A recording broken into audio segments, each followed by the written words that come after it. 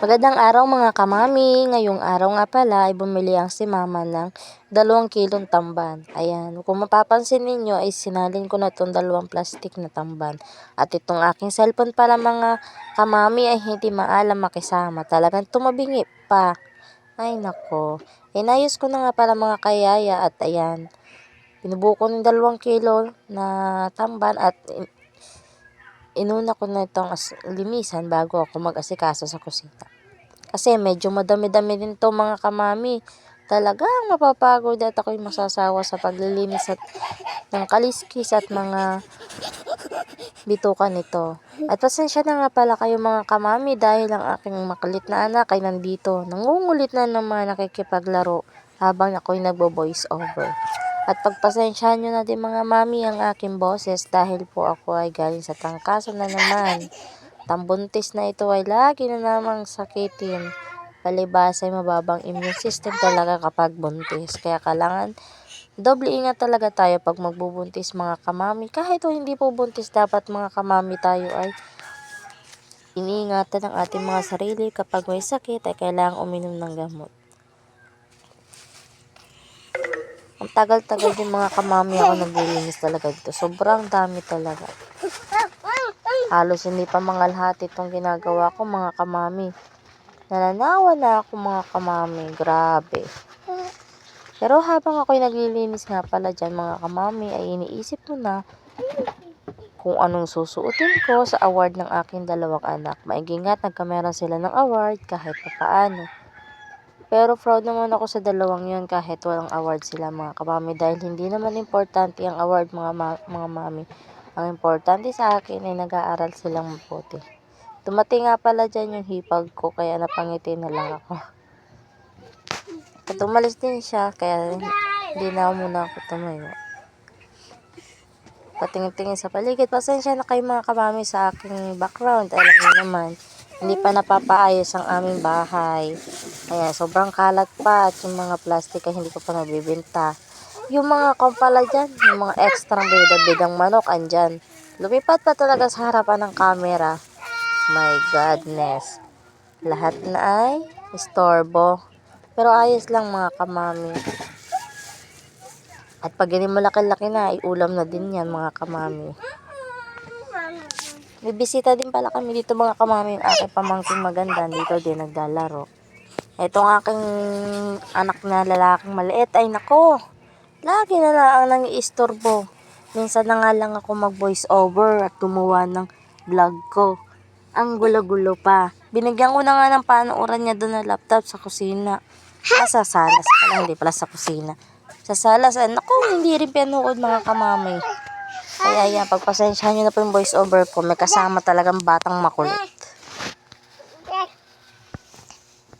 Pagtapos ko pala mga kamami, ito, hindi ko na masyadong nabidyohan yung ginawa ko. Nakapagsabon na nga pala ako mga kamami dyan ng mga ugasan at huli ko itong kinuhang kaserolang bago. Pero hindi pa pala to huli mga kamami dahil may kukunin pa nga pala ako diyan. Ay nako mga kamami. Ang hirap talaga mga kamami nang wala nag-video kaya sariling sikap na lang. Ayan, kinuha ko na itong mga kamami, pinggan, tagdag hugasin kasi pag hindi natin hinugasan yung mga kamami, magagalit na naman na ang modrabel natin. Kaya minsan, pag kaya ko na, ginagawa ko na. Kaya mga mami, tinitingnan ko nga pala dyan yung aking anak at baka mamaya biglang sulpot na naman ay malaglag dito sa labas. Alam niyo naman yung anak ko talagang sobrang likot talaga mga kamami. Palibhasa, lumaki sa sakit, kaya ayan. Minsan, talagang hindi ko napipigilan na sarili ko, naiiyamot talaga ako. Pero minsan naman, pinagpapasensyahan ko na lang.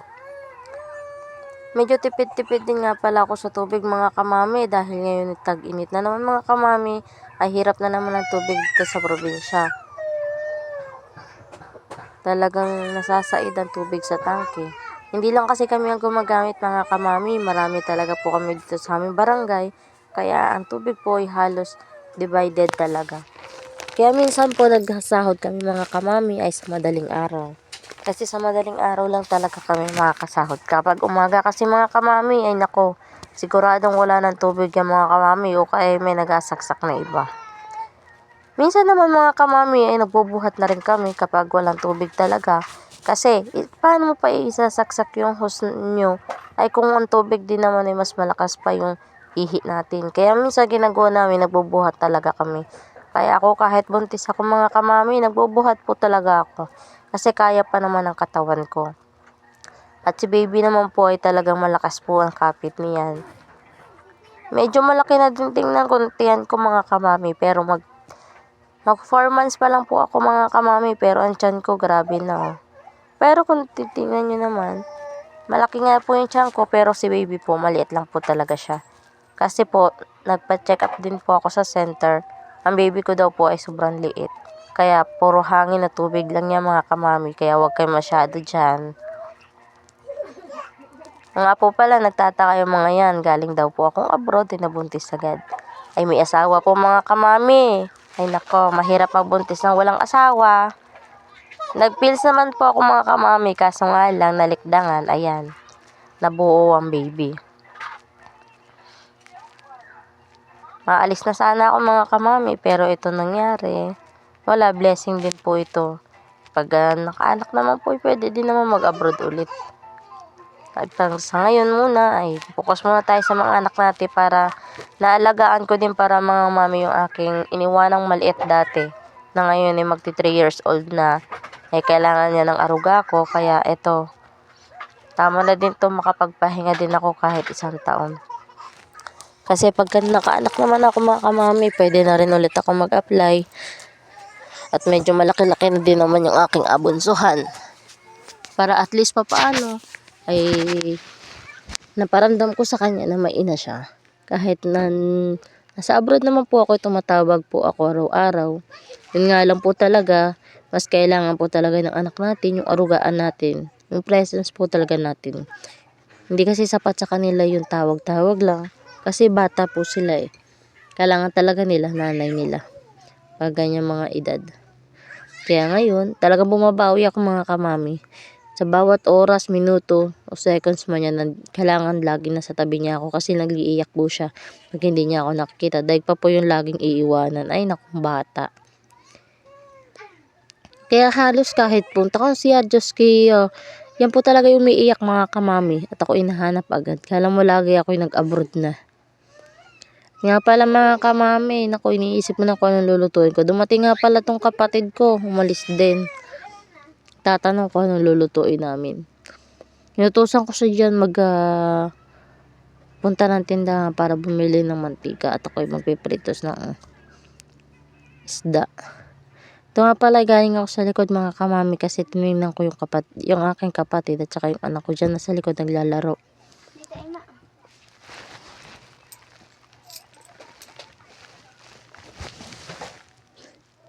Tinapos ko nga pala mga kamaming hugasan na tong kaldero. Kukuskusan ko ngayon pala ng panguskus namin kasi wala na yung Scotch Brite. Hindi ko na alam kung saan nakalagay mga kamami. Ay nako, yung langgam nga pala dyan mga kamami, extra. Lagi na lang susuot sa tenga ko. May ginalang, may buhok pa. Hindi agad siya nakakapasok.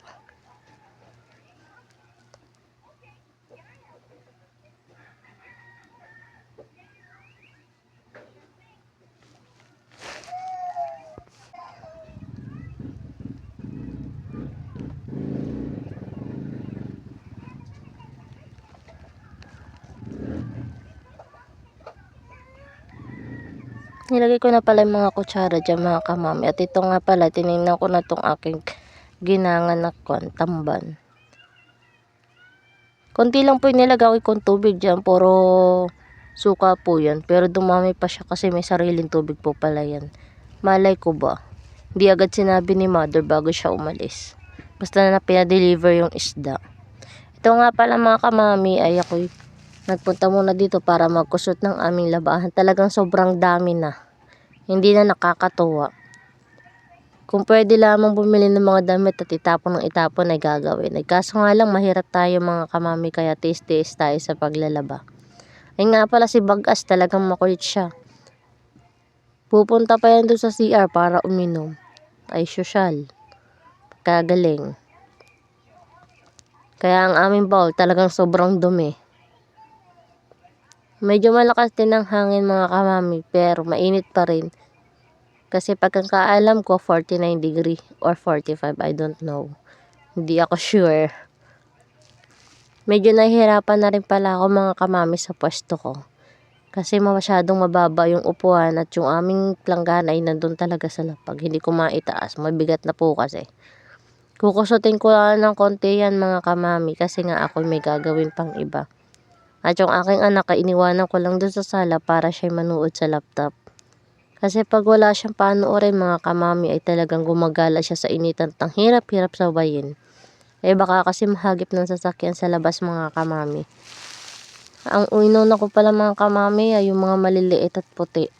May nasama din nga pala dyan pula kanina. Kasi sa anak ko yun binalibag na dyan. Ay kinusot ko na din kesa naman ihiwalay ko pa ay nababad na. Bago ko nga pala kusutin at prasin yung mga kamami ay binabad ko muna sa sabon at saka Clorox yan. Para madali-dali matanggal yung mga stain niya.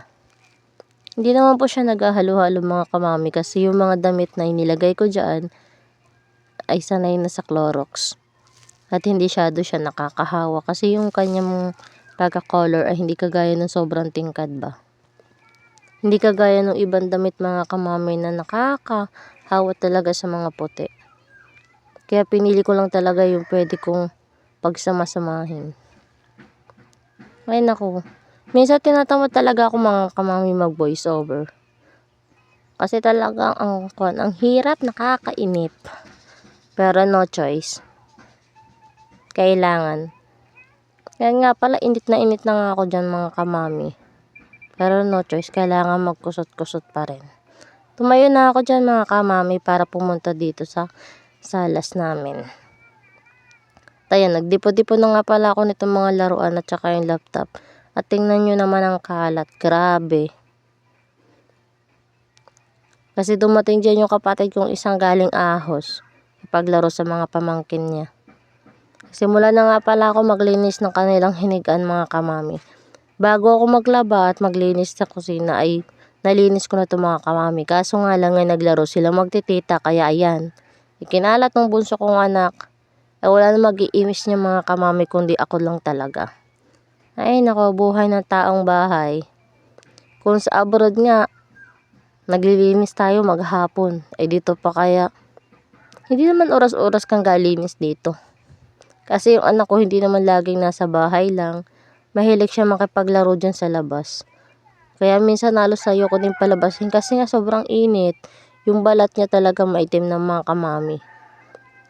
Ay naku, dinaig pa ang toasted na tinapay na bata na yan. Pero wala tayong magagawa kasi bata nga, di ba? Kaya kailangan all the time support na lang tayo sa gusto nila. Dumating nga pala dyan yung aking kapatid at niloloko ko. Sabi ko, umuwi lang kayo para magkalat. At kaya natawa na lang siya sa akin. Sabi niya sa akin, hindi naman kaya. Yung anak mo nagkalat. Ay, anak ko pala. Hindi pala sila. Natapos ko na nga din pala yan malinis mga kamami. Dumating nga pala to si Papa, may dalang hipon. Naglimas nga pala sila doon sa bundok mga kamami. At ayan, yung kapatid ko, daladala yung kanyang anak. At itong aking anak na to, na sobrang kulit. Ayan, nangulit na naman. Nagsaing na din pala ako mga kamami. Ayan, pumili si mama ng rice cooker kaya hindi na rin ako masyadong hirapan. Eto ang aking anak. Ayan, nagliligalig na naman sa kaartihan. Ayaw kasi magpaligo mga kamami. Kasi gusto pa maglaro sa labas. Kaya nga pala tumawag si mama para bigyan ng pagkain tong anak ko. Yung anak ko pala mga kamami, kahit toyo lang, ayos na dyan basta makakain siya. Nagmuni-muni kami dito munang mag-ina habang pinapakain ko siya. Kasi maya-maya liliguan ko na yung mga kamami. Sobrang banas na talaga ako. Ayan, pagkatapos ko siyang pakainin, kumain na din ako mga kamami. Tara, kain tayo. Thank you for watching.